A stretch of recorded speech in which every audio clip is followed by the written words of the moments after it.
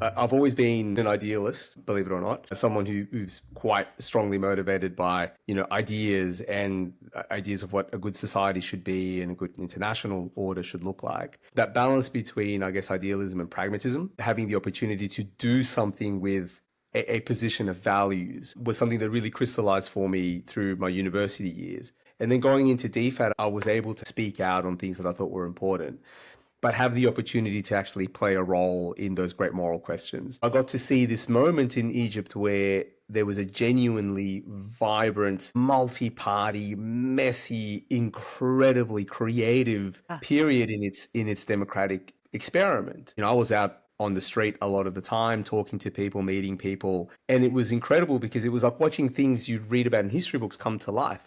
It's what happens when a country and a people gets engaged in a democratic process, if not a system necessarily, in a way that it hadn't done for such a long time. And then 2013, and the pendulum swings quite hard in the other direction.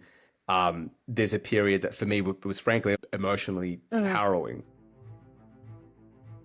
Hey, it's Jen. Welcome to the How to Diplomat podcast. Today I'm joined by Josue Castro. Quick note though, before we dive in, the views expressed here are Josue's personal reflections and my personal reflections and don't represent those of any organisation he or I have worked for. Josue spent nearly a decade as an Australian diplomat and security specialist, including leading the embassy's political team in Egypt during the Arab Spring, where we first met.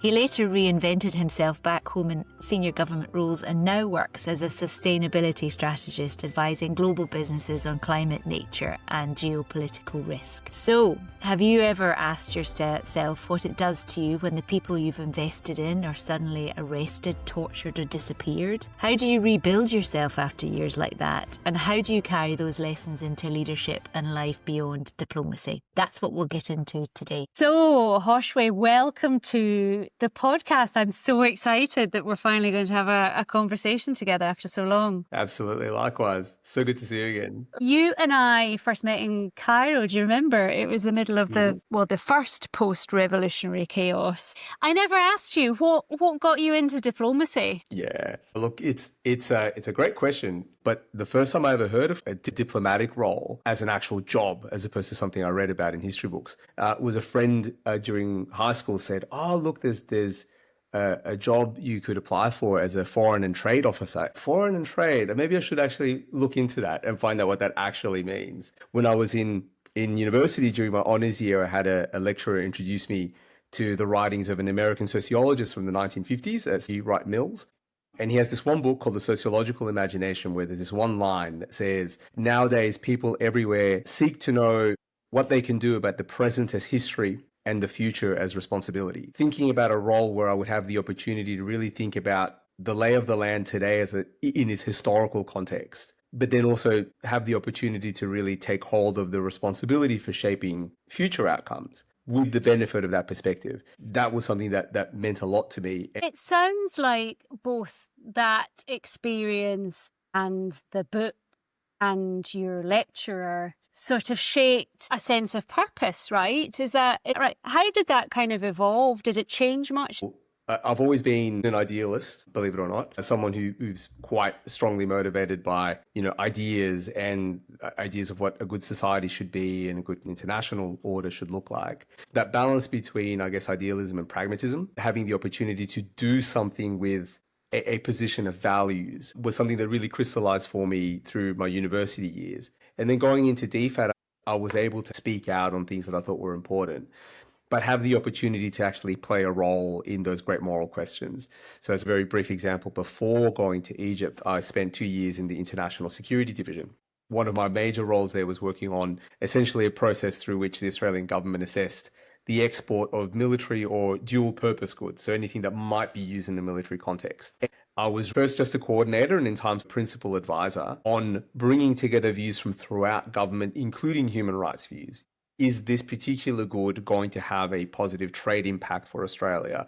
But is it also potentially going to cut across our human rights concerns? And to make sure that those issues really got fleshed out in great detail and really thought through. So it was a good example of something that on paper sounded like a really boring, dry kind of job, but actually in practice, every other week was an opportunity to engage with really deep moral and strategic and defense and economic issues for Australia. You reminded me, actually, one of the 3,000 roles or hats I had in Cairo was also being part of those similar discussions Mm. in London HQ, where post-revolution and all the violence, we were also advising on human rights and commercial interests in relation to dual-use items. And when you're leading on something like human rights, it's a very values-based, essential topic that you can resonate with. There's also national security and trade interests as well. So how did you kind of square those very different sets of values, ethical, job, moral, trade interests? If I go back to that balance between idealism and pragmatism, I learned very quickly that what gets measured is what matters. And what you're able to put evidence behind is what matters. So quite apart from just sort of generic statements about the virtue of this or that other option, we needed, in the context, say, of defense exports processes, we needed to assess the actual, as much as possible, tangible evidence. So some of what we would do is reach out to our embassies and say, look, here are the details that we know. Can you just ask some questions? Just reach out to your networks, find out whether that's something is this particular unit of the police force that the consignment says this is destined for, is this some potentially involved? And in some cases, those investigations came to nothing. In some cases, they found something perfectly innocuous, in which case, whether you liked or didn't like the conflict context in that country, that was a perfectly lawful export of Australian product. But in other cases, actually, that investigation would throw up something of concern. The balance of probability stacked strongly enough in favor of let's just put a hold on this, that's the advice that would go up along with everybody else's advice, and I would package that up and that would go to the relevant decision makers. And there were occasions where we actually had to sit down with the exporters and have, as detailed as we could, conversations about the context. Actually, the example I was thinking about as you were speaking was very similar. But my views evolved as I think I became a more experienced diplomat. My ability to compartmentalise and be much more objective. So if I was in London reviewing those requests, I would have a very, probably quite subjective view, depending on where it was going to country X, where, as you say, long history of repressing peaceful protesters, for example. For me, that was like a hands down no. But then you're in post and you understand the nuances a little bit more. So there's an awful lot more stakeholder management. You've got perhaps the defence section who are using this kind of export as a means to leverage a relationship with a host government, or it's part of an overall strategy. So there's other issues that you've got to take into consideration. It really helps, I think, develop one's objectivity and improve the quality of advice that you're giving to, mercifully, not us, but the decision makers. Ultimately, this is your decision. This is my recommendation based on this, but, you do. 100%. So Cairo, I always had the impression you were in Cairo years before I was, but actually we more or less started at the same time. We just aged. We sort of co-founded what became the Dream Team, right? Yeah. We sort of set up this group, right? It was like an information bartering system. If I had access to a trial, for example, I would share reporting with you and you had something. But what's your standout memory of Cairo? So I was there from 2012 through to end of 2015. So I got to see this moment in Egypt where there was a genuinely vibrant, multi-party, messy, incredibly creative period in its democratic experiment. I was out on the street a lot of the time, talking to people, meeting people. And it was incredible because it was like watching things you'd read about in history books come to life. It's what happens when a country and a people gets engaged in a democratic process, if not a system necessarily, in a way that it hadn't done for such a long time. And then 2013, and the pendulum swings quite hard in the other direction. There's a period that for me was frankly emotionally harrowing in a way that, to be honest, I don't get a chance to speak about very much. And whenever I do, it's interesting how much it really does still stay with you, how much it affects you. I knew people who were in the big violence in August of 2013. I knew human rights defenders, as you would have, who suddenly saw the world just completely shift. I felt that the international community that had been so supportive of a democratic transition very quickly got the memo that that was no longer top of the agenda, and people with whom I'd invested a lot of time and energy into building relationships so we can support you, suddenly became, if they remained a project, it was a personal project, which was for me heartbreaking. Yeah. And so many different emotions in what happened there. I think, to go back to the idealism pragmatism question, though, it was a time that definitely challenged my sense of mission and my sense of purpose. There were so many learnings about myself and what I knew I was good at, what I thought I might have been good at the beginning of the posting, and at the end I thought, like, actually, this stuff I'm great at. I know I'm really good at this. The stuff I knew I was absolutely rubbish at. And then from those two lists of things, some things that I thought, right, I really want to lean into this strength. And then with some of the things that I wasn't so great at, thinking, okay, well, these are things I actually want to invest in as a professional, as a person, my own trajectory as a professional and as a moral agent. And all of that, I think, came rather uniquely out of this extraordinary context that we sort of lived and worked through. It's been really therapeutic to listen to you talk about how difficult it was. You know, you and I both know people who imprisoned and tortured. Just one thing after the other. I don't think anyone in the embassy had the same relationships I had with these people who were close colleagues externally and disappeared.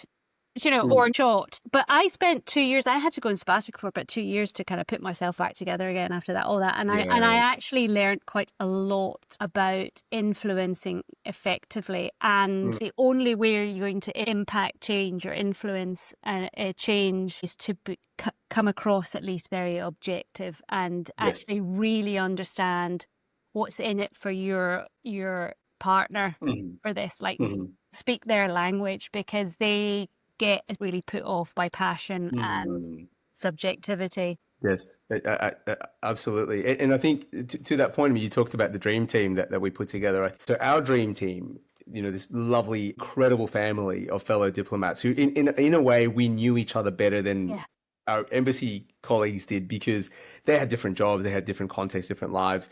We were doing a particular thing and we were catching up over, you know, fool and tamea in this place or croissants in that embassy or whatever it was, and we just talk shop, and it wasn't boring. It was like, we care about this, we're passionate about this, these people need our help, this issue needs more reporting, this court case, of course, you'd well remember, we had a very, very famous court case going on at the time with the journalist Peter Grester being held in detention by the Egyptian authorities. And you know, being able to share that amongst ourselves really just refill the tank in some really important ways, which is important for influencing others. It provided us with information that we could then trade in that economy of knowledge that is the want of a diplomat. But it also meant that even amongst ourselves, we were able to sort of ebb and flow and push and pull on issues that we would collectively agree were important. And I remember some of the activities we got to work on were sort of, this is before all the violence in 2013, but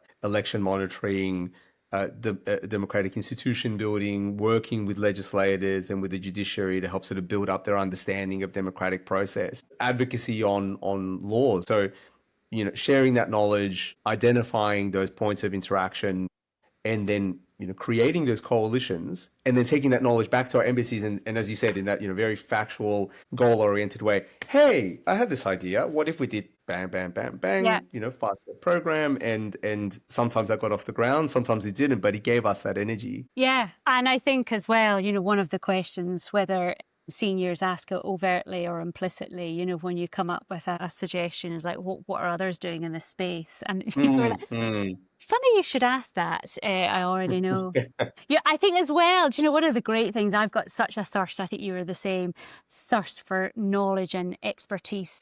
One of the joys about working in Egypt at that time was everything was new. So they were setting up their election system and the whole commission and stuff. And of course, huge appetite in London to understand what that process was all about. So off I went and indulged my inner geek to figure out how election law works and how to build an electoral commission and getting to speak to all the people and, you know, be the embassy expert on elections for a while.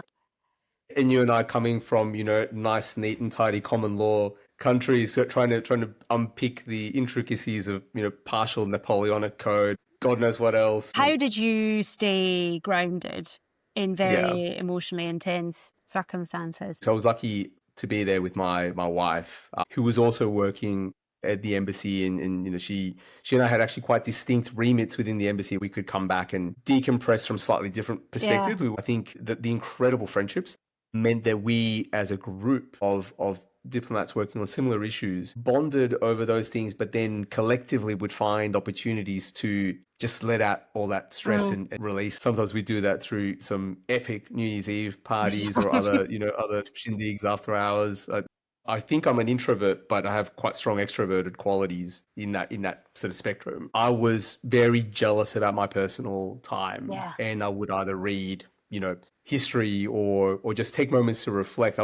I still have oodles of notebooks that I wrote, that I kept at the time, the ones I could keep, that are just full of reflections. And it's, I think back and I think about the hours that it would have taken for me to sit there and just note down both observations that would go into official reports, but then also just reflections, either from a sort of a broader moral or philosophical or political theory perspective, or really blow by blow, especially during those really dicey moments during the violence in 2013. But making sure that was opportunities for each of those things to just go away and spend time where you need to spend that time, be that on your own or with other people, and parcel that out and make sure that happens consistently. I think I found that was vital. I think because I had my first son in 2009. No, 2010.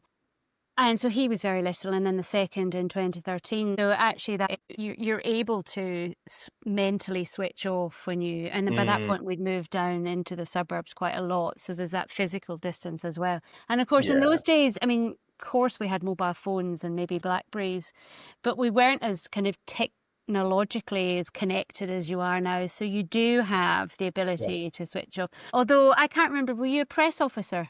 Because I was also press officer for a while. And of course you can't, you're always on call. So as you say, you kind of take your quiet reflection points when you can.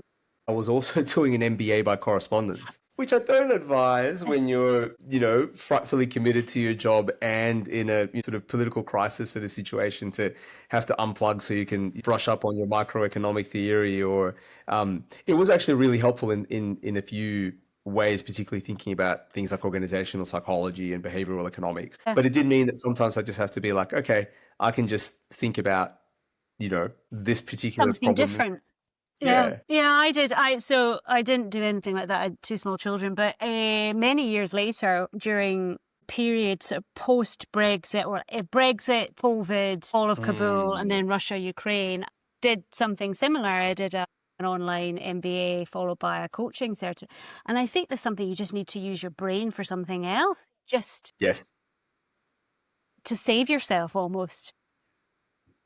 100%. So what made you decide to leave government?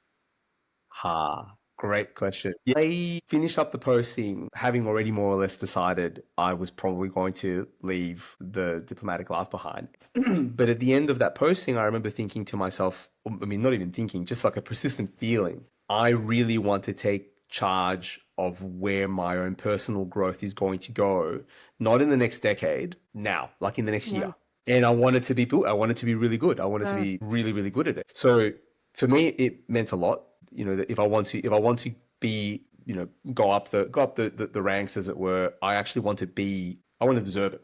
I want to be a great leader. Now, I know plenty of people who are still in the service who have had amazing careers, but I looked at my options and I thought, I want to invest in being in charge of my own path as a professional and as an individual. And that was probably the main motivator. I really like that. So it's like a personal journey towards leadership or leadership Josue style. Yeah, that's right. You've got this end destination of what the ideal leader you want to become is. And then you had to sort of clear waypoints in that journey that were different types of growth towards that final destination? Or did you have just a destination, like a waypoint destination in mind? And then once you got there and acquired those skills, you then decided on what the next step looked like? Yeah. Definitely more the latter than the former. It's quite a daunting thing because often you can feel like, oh, like I'll just move on to that next thing. Or if you get itchy feet, right? If you feel bored, or if you feel, or sometimes you feel like you're flailing and then you mask that and you say, oh, it's just because this isn't for me. I'm going to do something else now. And you have to be really reflective and thoughtful about those things. Especially like I've got 3 kids now. We're at a stage of life where the opportunity costs of change are much, much higher than they were, when I was in my 20s. So one thing I've identified about myself is I'm very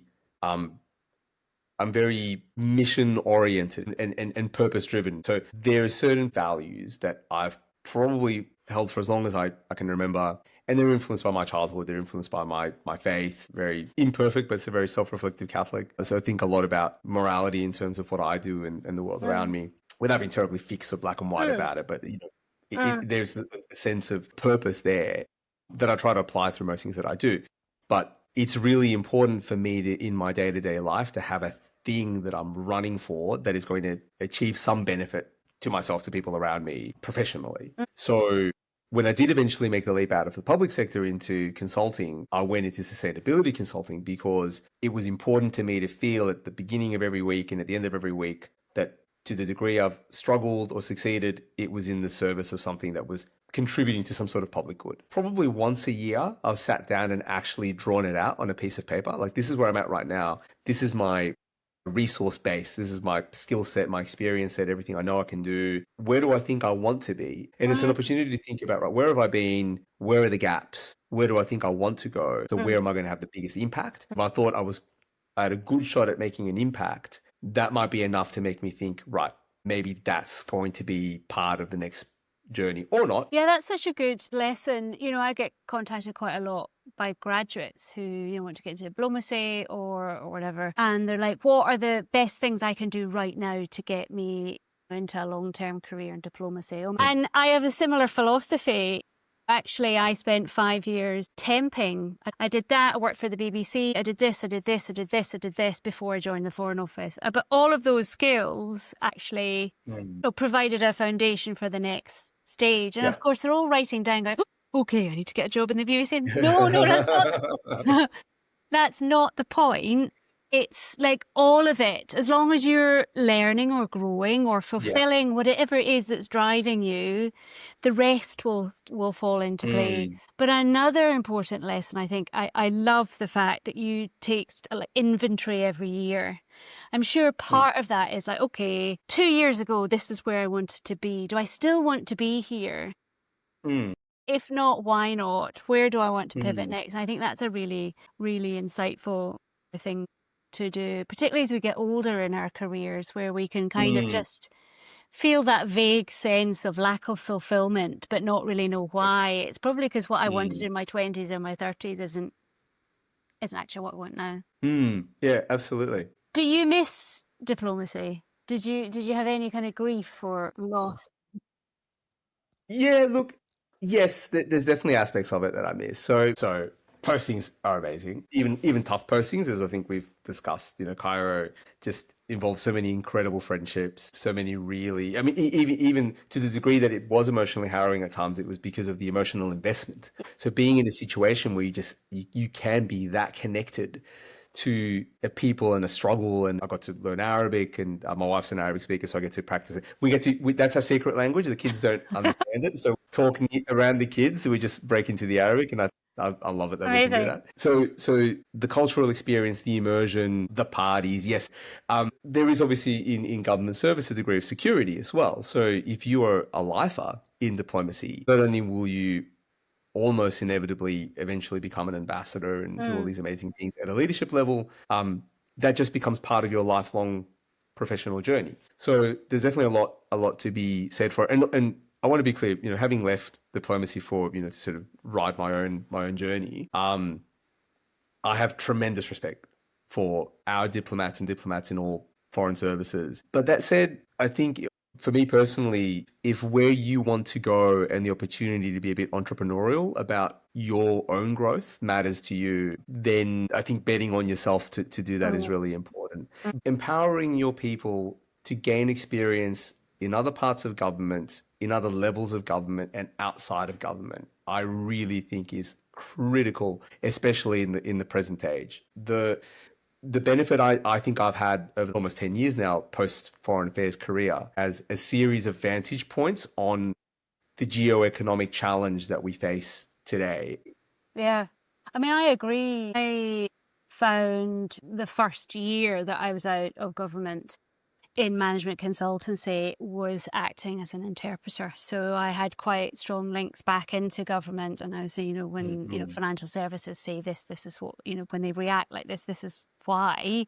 And then explaining government to the clients. And so actually it was really interesting how little the other side didn't understand each other. Something I hadn't really taken into consideration because, as I say, I was in the private sector before I joined government. I actually found that experience really, really helpful to thrive in government. And it's one of the things I love about the content and thought leadership you've been creating, Jennifer, is that the skills of a diplomat mean that you can move into these various realms in the economy, private, public, wherever. And you will have developed a bag of skills that you can deploy to be that translator and be that connector. And sometimes it catches you by surprise. You're sort of like, oh, you didn't know that? Yes, yes. Why would people not know that? Know that if they haven't been in that world, but also there's a very unique capability that has been invested in you personally to become that Swiss Army knife where you can walk into a room and say, right, this is what this room needs. Yeah. This is the language I should use. This is the group that I need to influence. Someone I met once called it boundary spanning. That ability is especially important in a way that I think is still underappreciated in today's world. On that note, what other skills from your diplomatic life have you found have been either surprisingly or unsurprisingly useful? So most of the people that I knew in foreign policy were rather like me, quite bookish, right? But also when it came to the crunch, exceptionally good at getting shit done. I was probably someone who I didn't think I was good at that. And then we got to Cairo. And then in the madness, I suddenly realized, no no, choice. actually, yeah, you just do it. And then you surprise yourself. You're like, I can actually do this really well. So something that I find very useful in both in state government and now in the private sector, when a problem arises right here, there's a problem to solve, whether I have 5 minutes to do it or 5 hours or 5 days, I whiteboard the problem, hack the problem from multiple perspectives. Who are the stakeholders? There are variables at play that make only a certain number of outcomes both likely and desirable, another set of outcomes likely and undesirable, narrow down that scope of what's actually achievable, I suppose. And then from that to select, right, well, I think we should be gunning for one of these 3 outcomes for these reasons. And then suddenly you've got a framework that you can put into a table and say, here's your variables, here's your time frame, this is what I think we should do for these reasons, what do you reckon? And I think the ability to do that quite quickly is one that is definitely not just mine, it's other people. DFAT and others who've moved on from foreign affairs apply pretty in different ways, but pretty consistently. So read the room and take that moment to step back and think about what is the problem here, and then determine and effectively argue and structure that argument for why we should take a particular approach. I focus quite a lot on the people skills around diplomacy. I hadn't necessarily properly appreciated that ability. I mean, I suppose we would call it in the UK delivery at pace, that sort of encapsulates, but being able to scrutinise a problem or a challenge or an issue and be able to use a kind of structured, whether you realise you're structured or not, is just the way you've been trained, a structured way to take apart the problem and analyse its composite parts. And then put it all back together again in a way that resonates with your client, speaks their language, and doesn't just completely baffle them with technobabble. Absolutely. And I feel I only recently came to this realization in my current professional incarnation. I started seeing some really interesting through lines. So frankly, what you've described the work of diplomacy is, that's actually what we do when we sit down and someone says, right, Jennifer, tell me everything I need to know about, the Egyptian political process today, where you're scanning the environment, you're looking at those variables, the stakeholders, but also the economic conditions. You bring all these different variables together and then you think about the various ways in which they're likely to interplay for certain outcomes. So the result of that introspection for me was, wow, diplomats are sort of trained systems thinkers. And I don't think anyone ever told me that when I was going through my diplomatic training. But I think it's a really useful way for serving diplomats now to think about what they do, and for anyone who's left that service to think about the skill set they bring to the market. But I would add something extra. So you've done all of that, you've packaged it all up, but then you have to think about how to move the person in front of you with that information. So you have to figure out, sometimes in the moment, I don't know about you, but very often you're sort of whipped up in front of a new minister or a new senior official. You've got to read them very quickly to figure out which of all of this data, this information, this strategy, all of the information that I know, what's going to land with them the most and motivate them to influence or decide on the change that I need them to do as well. So I think that's a real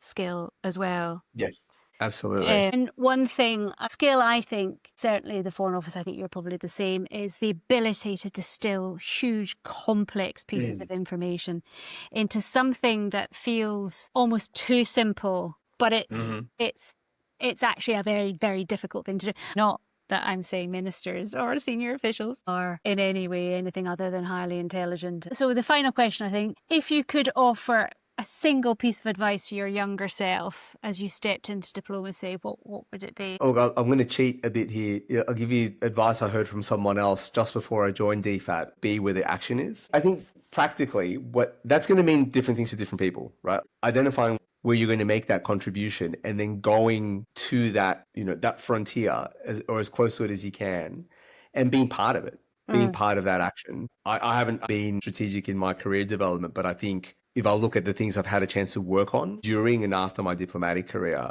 the issues I got to work on and the way in which what I was doing mattered, it mattered because it was a part of some bigger piece that was in its own way at the leading edge of something. So in Egypt, it was watching and being part of our role in democratic transition and what happened after that. And my role after diplomacy, it's been working on a whole range of different issues in the state government. And now it's working with corporates at a C-suite level to help them invest in a more sustainable world. Whatever the next chapter might be, I have no idea, but I hope it'll continue to be somewhere on that leading edge of, where practice and ideals can come together. I ended up in Pakistan and Egypt more, and it's a bit like you pursuing this kind of golden thread of personal growth and pursuit of Hosh's leadership avatar.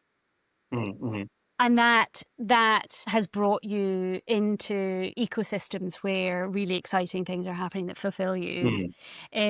I ended up in Pakistan because it was just the universe just put me there, right? Not that many people, my peers, went there because there were other, more sexy crises happening elsewhere. And then I got there and then, the deterioration. It was still in the kind of aftermath of 9/11 and Afghanistan and the Taliban blew up the Marriott Hotel and then there was Mumbai attack. And so I happened just to be there at a point. We went to Egypt because that was reasonably calm. I was pregnant and we wanted one of those, the postings that everyone talks about in their career, having a posting where it's just quite calm, you do your 9 to 5. Got there and boom, revolution happened. And then in both postings, then you get the stream of the glory hunters. And I don't know whether this is just the chip on my shoulder, but I felt that they didn't necessarily get the same value from being there because of what motivated them to go there. Whereas, you and I had other things driving us.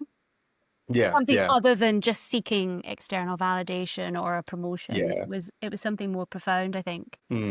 I've found I haven't met too many of those people. I've definitely met a few, but not too many. And they might have a lot that recommends them in other ways, but in this particular way, the fact that they're there because they really want that next promotion, they don't really care about this job so much as what they think it's going to give them. Yeah, exactly. So thank you so much. Indeed. Thanks so much, Jennifer. I really appreciate it. What I take away from this conversation is how Josue managed to turn one of the most harrowing chapters of his diplomatic career into a foundation for growth. We were both scarred by what we saw in Cairo, but Josue's perspective shows how those experiences can sharpen your ability to see patterns, join the dots, and think in systems in a structured way despite all the chaos around you. What makes him so inspiring to me is not just his intellect, but his self-awareness, this capacity for deep thinking and reflection, his willingness to look honestly at what the experience cost him and how he chose to grow from it. It's a reminder that resilience isn't just about getting through tough times, it's about transforming the weight of them into clarity, perspective, and new ways of leading. If you'd like to go deeper with these thoughts and insights, I write every week about transferable diplomatic skills. You'll find the link to my newsletter in the show notes. And don't forget, you can always reach me with your questions at jennifer@howtodiplomat.com. See you next time.